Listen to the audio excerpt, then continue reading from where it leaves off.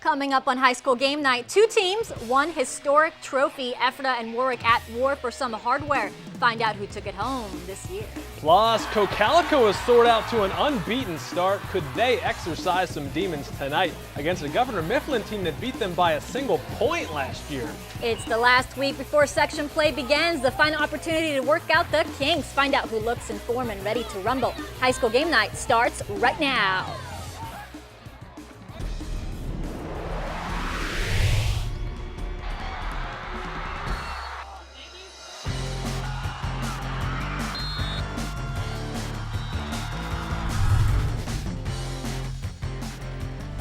Hello and welcome to week 3 of high school game night. As always, I'm Brian Cast, and this, of course, is Jackie Franchuli. So, Jackie, last week of non-league games, we've got one of the oldest rivalries around. That's right, Brian. Ephrata and Warwick have been playing each other since 1930. Tonight, it's the 83rd meeting between the two teams, and there's some hardware at stake. Definitely some hardware at stake. They play for the George Mail Trophy, and Warwick has held on to it for the last 6 years, so the Mount's on a mission to reclaim it. Head coach Scott Shelley looking on, and his boys would put on a show tonight. Warwick gets the scoring started, though, in the second. Gabe Taylor gets the handoff, plunges in from close range. Warriors take the 7-0 lead. Ephrata, though, gets it rolling in the third. Short pass to Jeremy Cashel, and some trickery. Pitches it to Cody Kiefer, and Kiefer rumbles down the right sideline. Nice chunky yards. Ephrata in business, and a couple plays later, Bobby Nye pitches it out to Blake Weaver. He sprints untouched for the score. Ephrata's first points of the season, and we've got a ball game. But Warwick quarterback Zach Hurst on 4th and 12 late in the fourth quarter. He's got Austin Myers down the seam. What a catch, and what a gutsy call. Touchdown Warriors.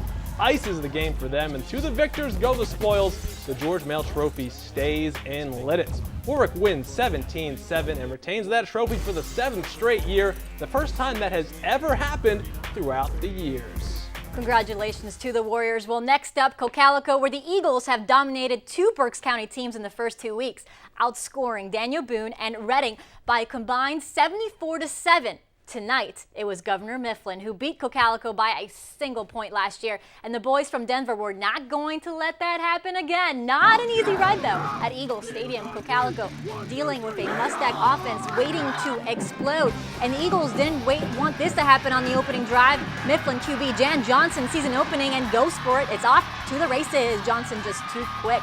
Eagles down 7-0 early on in the first quarter.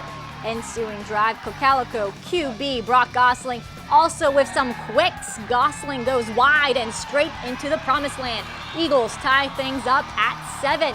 Cocalico just can't seem to stop that Mustang run, though. Second quarter down 14-7, and Johnson once again taking it himself, powers his way through the line and inside the end zone. Mifflin take the 21-7 lead into the half. Spencer Moser with a nice 75-yard touchdown in the second, but it just wasn't enough. It just wasn't the Eagles' year to end the drought against Mifflin. The Mustangs win 28-14. Oh, but we're just getting started. Coming up next, Conestoga Valley and Garden Spot renew an old Section 2 rivalry. Will the Spartans keep their perfect record intact? And Manheim Central looking to bounce back after a loss to Hempfield last week. Could the Barons get a win and regain some momentum? High school game night rolls on next. High school game night is brought to you by JD's Pazzo Pizza in Ephrata.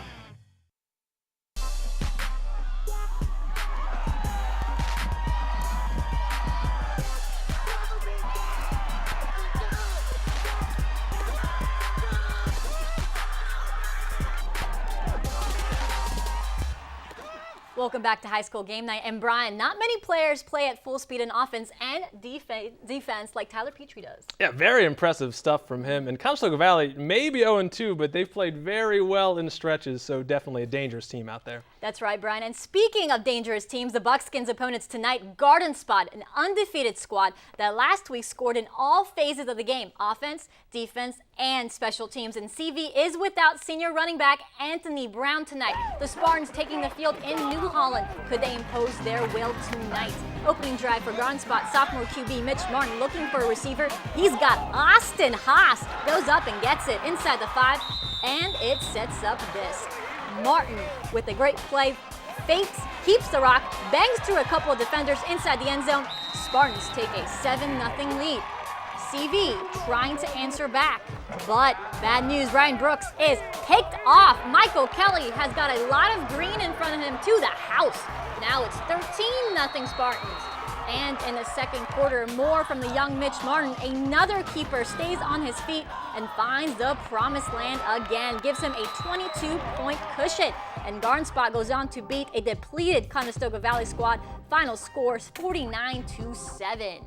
Great result for those Spartans. Manheim Central, though, back at home this week after losing on the road at Hempfield in a wild game. Higher expectations for the Barons this year. Junior quarterback Colin Fry has already passed for 477 yards and 3 touchdowns, and a win tonight against Daniel Boone might give them back the momentum they need to make some noise in that Section 2 race. Eldon Retu Stadium, always a tough place for any visitor to come and play. First quarter, 3rd and 8, and Colin Fry, there he is, airs it out to Dan Widerrecht. What a catch. 84 yards for the touchdown.